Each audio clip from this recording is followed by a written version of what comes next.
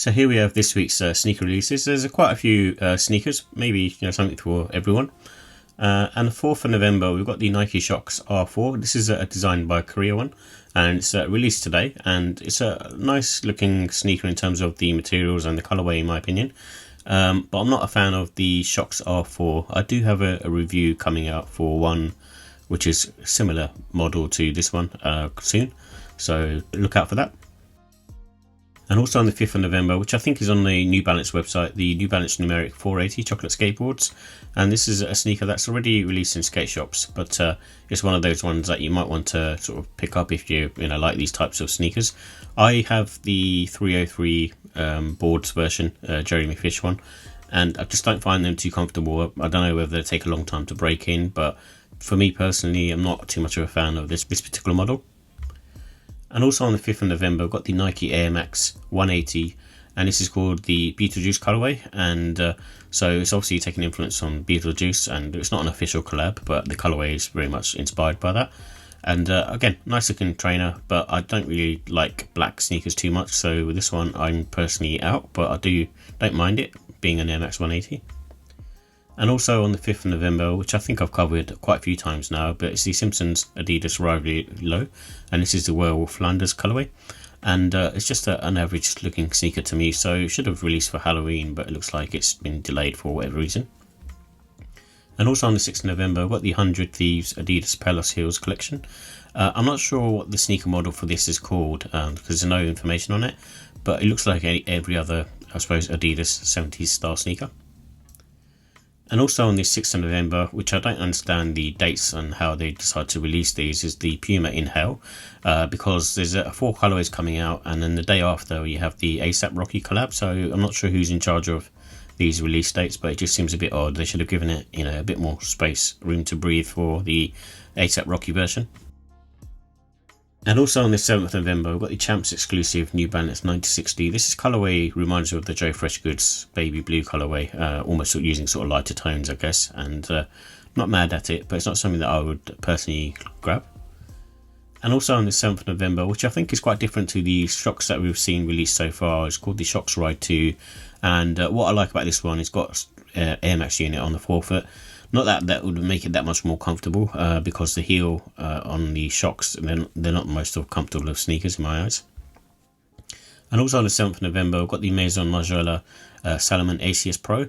I like this particular model, especially for summertime hiking, because it's got a lot of breathability. But with this being a Maison Margiela collab, I imagine the price is going to be very high on these. So for that reason, I don't think it's too much of a one of those sort of sneakers that I'd be looking to grab. And also on the 7th of November, I've got the Nike Air Max 1 86, and this is the Powerwall. This came out, I think, in the early 2010s, as far as I know, and it was on the original Air Max 1 87. So they've reintroduced the colorway on the 86 model. Personally, not a fan of this particular colorway. And also on the 7th of November, like I said earlier, we've got the ASAP Rocky Puma Inhale collection. And this is another pair of sneakers from the ASAP Rocky collab. And again, not mad at these. I think the sneaker is nice overall, and I've reviewed the beige and red pair, and I actually like them, and I think they're quite cool and different. And also on the 7th of November, I've got the Salehe Bembury New Balance 530 Prosperity Be The Price. And then this sneaker is one of those ones where I'm just not a fan of. I just don't like the model number, the 530. I think it's not a very nice looking model. So for that reason, I won't really be looking to check for these.